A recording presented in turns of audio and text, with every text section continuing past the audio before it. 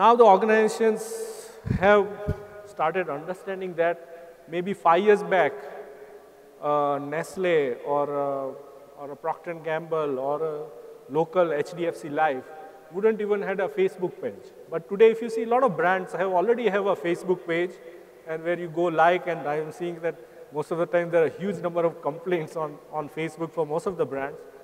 So, but what happens is that organization that if you see, they have collected the data on a transaction view. So what's this, what is the basic demographic information that you have collected? And you may have analyzed it or you may not have analyzed it.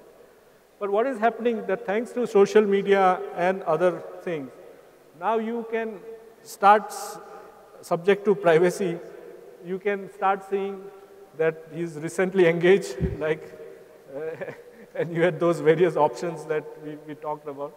He enjoys documentary movies. So suddenly, you have one added set of information available to understand this consumer, right?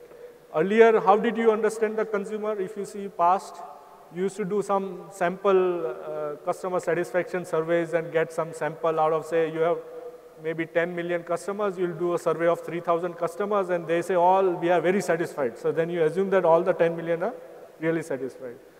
The social media bridges that gap between the consumer and the brand.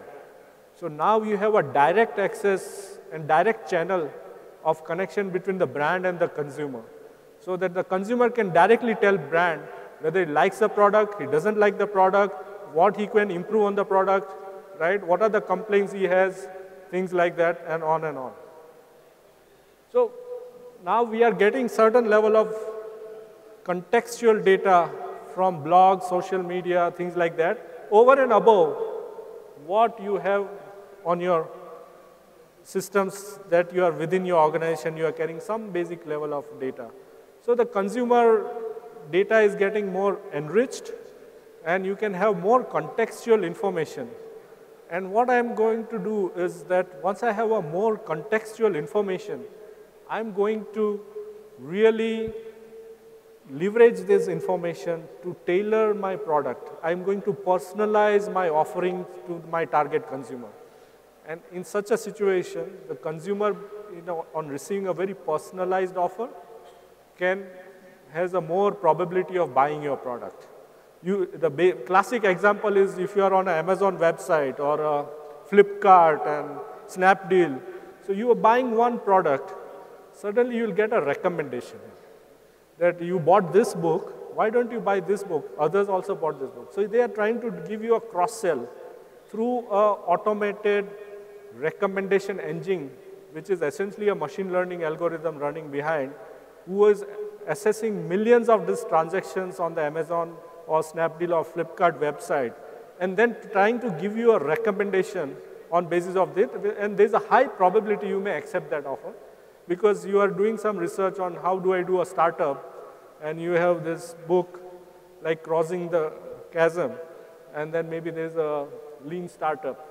So maybe you buy both of them, right? Or you're trying to do something on negotiation, then you buy 2 books on negotiation. So that's a recommendation engine, and that's the contextual. And they are analyzing your transactions and coming up with a very contextual set of offers, which you can't say no to.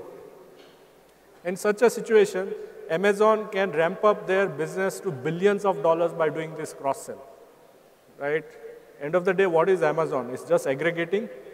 But how they are delivering value to the customer, as well as creating a value for themselves by leveraging this whole machine learning data analytics behind. Even Google. All these companies are core is analytics organization. General Electric, I was recently reading an interview. Jeff Immelt, he made a very astounding statement. He said, General Electric, we are transforming ourselves and we are going to be an analytics organization. Imagine a General Electric #1 in the world. They're saying we are going to become an analytics organization. We are not manufacturing, we are not services. We are going to be an analytics organization. So that's the kind of fundamental change that is happening, disrupting industries across and new payment models coming in, new business models coming in, and we have to be rightly positioned. And I think no one is better positioned than organizations like yours. I've been interacting with you guys. Each of you have a tremendous potential because you are agile. You can immediately adjust to the market requirements. Larger organizations find it tough, but for you, it's very easy to adjust to the demanding marketplace and tailor your products and expand your business. So why implement analytics? Having understood that the data is a source of competitive advantage and data is growing tremendously, you have a lot of information about your consumer and about your products, about your services, about your supply chain, about your human resources, things like that. There has been a consistent set of studies done from Harvard to MIT to Stanford who have said that the analytic projects deliver almost 10.66 returns, and that has actually increased from 10x returns to 14x. Means if I today invest 1 rupee in an analytic project, I'm getting 10 rupees as a return. That's the power of analytics. The analytics, unlike other traditional IT softwares and things like that, analytics has a much deeper business impact in terms of increasing your revenues, increasing your profits, improving your customer satisfaction. So it's almost, you are sure that if I invest in analytics, I'm bound to get certain returns. And analytics is such a thing that whether a small startup, 5 people startup, or a 3 people startup, or a 100 strong organization will really deliver value to that organization in all the aspects of the business they're doing.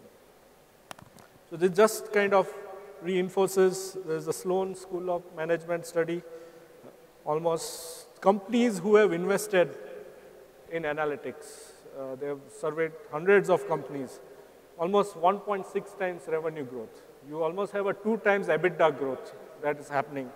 And you have almost, as a talk about the valuation, you have 2.5 times increased valuation happening in those companies who are employing analytics. There was a nice article by Professor Tom Davenport from Harvard Business School. He's saying that as you grow into the analytics implementation, you start small and you grow, you actually deliver competitive advantage. And that's really a source of